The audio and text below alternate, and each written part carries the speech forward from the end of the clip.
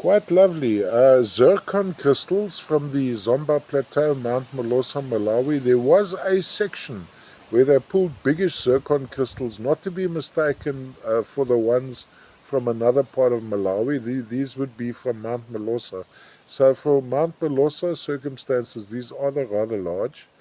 The size of the Perky box you're looking at here is 28 by 28 by 22 millimeters.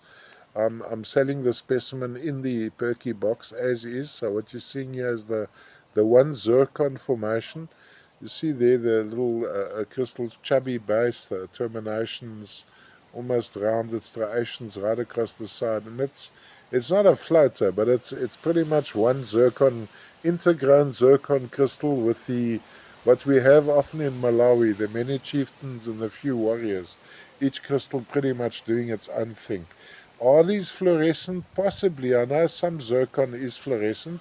If the ones from Mount Molosa are fluorescent, so would this one be.